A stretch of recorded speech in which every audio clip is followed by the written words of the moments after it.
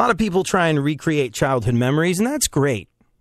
That's great, especially if you have kids and you kind of want to, I don't know, see the world through their eyes and be like, hey, this really rocked my world when I was 5, so we're going to do it with the kids now, and hopefully they'll enjoy it the same way. That's awesome, and that's great. You don't have to go nuts with it, though.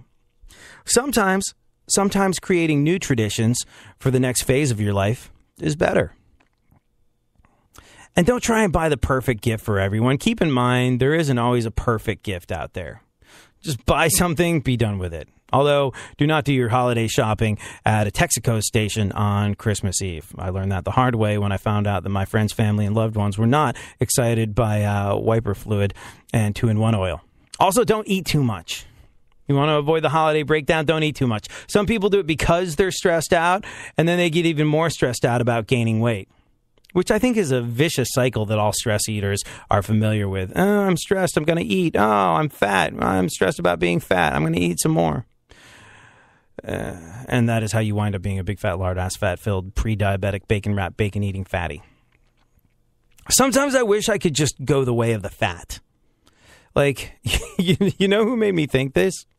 Like, the Fresh Prince of Bel-Air. I was watching a rerun of that, and the guy that played Uncle Phil, I was like, God, he's so effing fat. But look at him. He's beloved. He's awesome. He could go do whatever he wants to do in his future. I think it'd be okay. If I can get like Uncle Phil fat, that would be all right. You know, I could let myself go. I could eat whatever the hell I want. I would be able to live the sedentary lifestyle I enjoy so much. I could become Jabba the Radio Dude. It's not like people see me anyway, and I don't have to go to the gym. I don't have to worry about crunches. I don't have to worry about not being able to eat as much as of whatever I want to eat as I want to, because Uncle Phil is just fine. And then like 2 days later, he died. And I was like, oh, well, that kind of kills that one. So there's that. Don't eat too much. It'll stress you out during the holidays. Don't commit to too many events. You're going to end up exhausted. If you got 10 parties this month, too many. It's okay if you need to skip a few. Funkhauser will be enjoying the joy of skipping a holiday party because he'll be tending to his sick girlfriend. Although I think you kind of got snookered out of a good one. Like a fondue party, that sounds like a good time. Well, I don't know. If you have to share the fondue pot with strangers, then no, absolutely you get your not. own per table. Per table? Cheese and chocolate and all kinds of flowing goodness. I don't know. Would it be untoward of you to show up to this party without your girlfriend? Maybe. I have to admit, like, there's holiday party situations that even with the flu you could kind of soldier through. But if you're not feeling so hot, like fondue in general, just like the whole mental image and the smell and the steam coming off of the fondue, like that would not be good times for her. If she begs off this one, I think, maybe I'll get you a holiday gift and get you a gift certificate to go eat fondue by yourself. Thanks. You're welcome. Not really on my Christmas list, but it sounds yummy. Well, yeah, I mean, but the thing is, like, you probably didn't even know, when you don't have something and you're fine with it, and then someone gives it to you, and you think, okay, and then they take it away, and it's like, oh man. Yeah, I was looking forward to it. Yeah, it's just like you had no desire to eat fondue, but then someone was like, hey, you want to go eat fondue and watch stand-up comedy? And I bet you went, yes, that actually, that sounds like a good time. And then you looked forward to the fondue comedy duo at the at the holiday party, and all of a sudden it's taken away from you. It probably seems like the worst thing ever. Yeah, Santa's not coming this year. Yeah.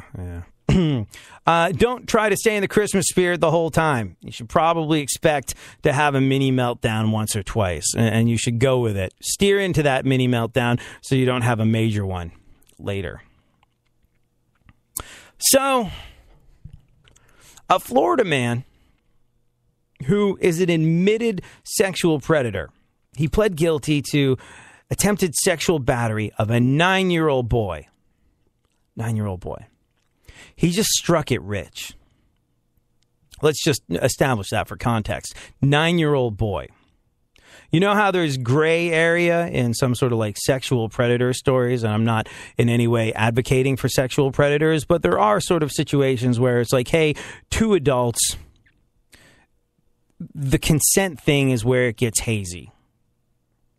And, these situations need to be treated seriously and with gravity. But there's times where the consent situation, if you look at legal precedent set, can get a little bit hazy. I know one guy who now isn't allowed near churches and schools because when he was 18, he was porking his 17-year-old girlfriend. The mom found out about it, and he got arrested for statutory rape. And now is forever a sexual predator. And yeah, he should have followed the letter of the law. But let's just establish this is not that at all. This is a guy who pled guilty to attempted sexual battery of a 9-year-old boy. Real piece of human garbage. No gray area there. This guy deserves to be eternally spit roasted by Satan himself for all of time. What do you get instead? This will test your freaking faith. He just struck it rich.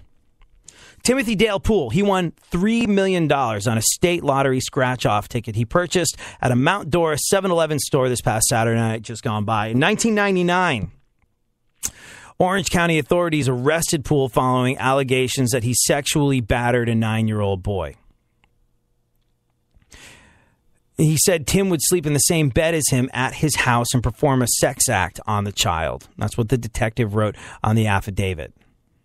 He said sometimes Tim would wake him up from sleeping to perform a sex act. As part of a plea bargain, he pled guilty to attempted sexual battery and was sentenced to 13 months that he'd served in jail. He also ordered Poole to serve 10 years of sex offender probation and register as a sexual predator. This is a guy that deserves chemical castration. Let's be real here. A judge can designate someone as a predator if the defendant used physical violence, preyed on children, or had repeat violations. 3 out of 3. Anyway, now he's out and $3 million richer.